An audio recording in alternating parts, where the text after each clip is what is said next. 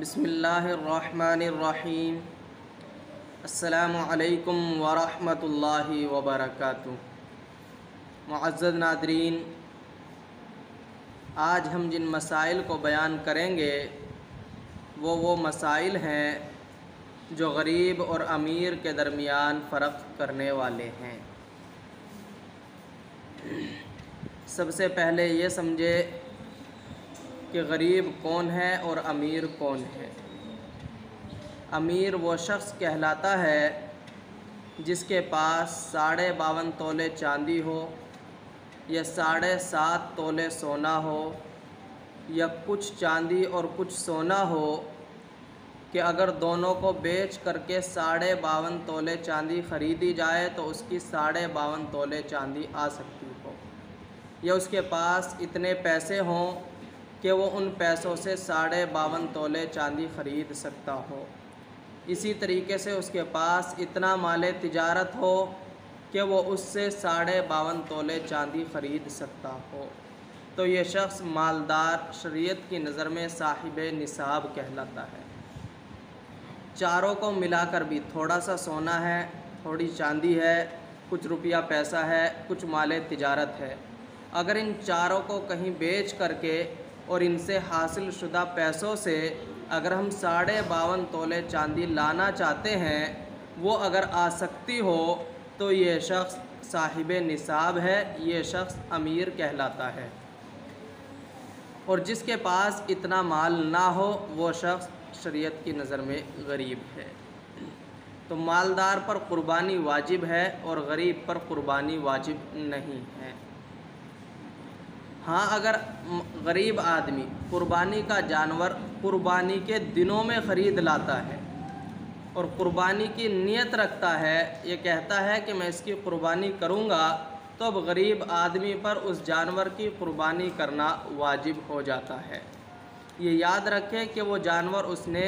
قربانی کے جو 3 دن ہوتے ہیں ان کے اندر ہی خریدا ہو۔ دوسرا مسئلہ کہ غریب آدمی اپنے جانور کو بدل سکتا ہے یا نہیں، تو اس سلسلے میں اکثر رجحان یہ پایا جاتا ہے کہ غریب آدمی اپنے جانور کو بدل نہیں سکتا۔ تو اس کو خوب اچھی طریقے سے سمجھ لیں کہ اگر غریب آدمی نے جانور خریدا ہے قربانی کے دنوں میں تب تو وہ اس کو تبدیل نہیں کر سکتا، لیکن اگر اس نے جانور پالا ہے یا اس نے 5-6 مہینے پہلے خریدا ہے یا قربانی کے دن آنے سے پہلے قربانی کی نیت سے اس نے خریدا ہے اور اب وہ اس کو تبدیل کرنا چاہتا ہے تو وہ اس کو تبدیل کر سکتا ہے، اس کے اندر اس کو گنجائش ہے۔ قربانی کے دنوں میں اگر خریدا ہے تب تبدیل نہیں کر سکتا، لیکن اگر قربانی سے پہلے خریدا ہے یا پال رکھا ہے، یہ نیت ہے کہ میں اس کی قربانی کروں گا، اب وہ اس کو بیچنا چاہتا ہے، تبدیل کرنا چاہتا ہے، تو اس کے لیے اس جانور کو تبدیل کرنا جائز ہے۔ اسی طریقے سے مالدار کے لیے بھی تبدیل کرنا جائز ہے۔ فرق کہاں آتا ہے؟ فرق جب آتا ہے جب قربانی کے دن ہوں، تو قربانی کے دنوں میں ایک جانور مالدار نے خریدا، ایک جانور غریب نے خریدا، تو مالدار کا خریدا ہوا جو جانور ہے وہ اس کو بدل سکتا ہے، لیکن غریب کا جو خریدا ہوا جانور ہے وہ اس کو بدل نہیں سکتا۔ یہ حکم جو قربانی کے دن ہیں ان کے ساتھ خاص ہے۔ اس کا حوالہ فتاوی محمودیہ جلد نمبر 17 میں، فتاوی رحیمیہ جلد نمبر 8 میں، اور احکام قربانی و فضائل عاشوراء مفتی ریاست استاد دارالعلوم دیوبند کا جو کتابچہ ہے اس کے اندر یہ مسئلہ موجود ہے۔ اسی طریقے سے کتاب النوازل میں بھی لکھا ہوا ہے۔ دوسرا مسئلہ یہ ہے کہ اگر غریب آدمی کوئی جانور خرید کر کے لایا، اب اس کا جانور گم ہو گیا یا مر گیا، اسی طریقے سے مالدار آدمی جانور خرید کر لایا، اس کا جانور گم ہو گیا یا مر گیا، تو حکم یہ ہے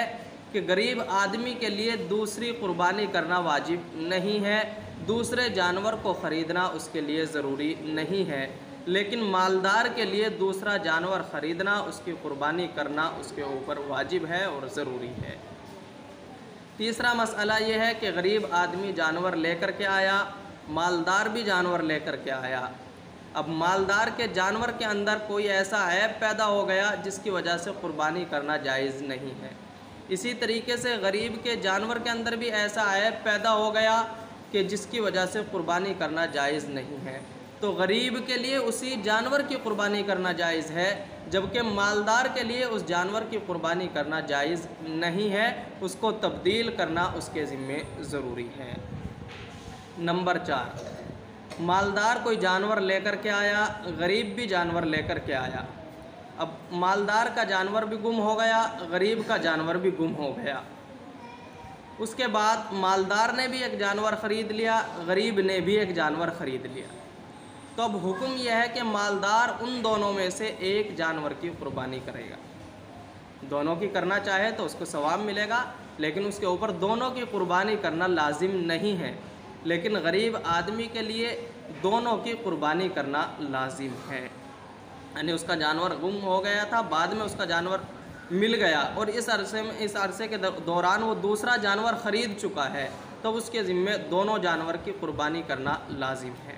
البتہ فتاوی محمودیہ کے اندر مفتی محمود حسن صاحب نے اس بات کی وضاحت کی ہے کہ اگر اس نے یہ کہہ دیا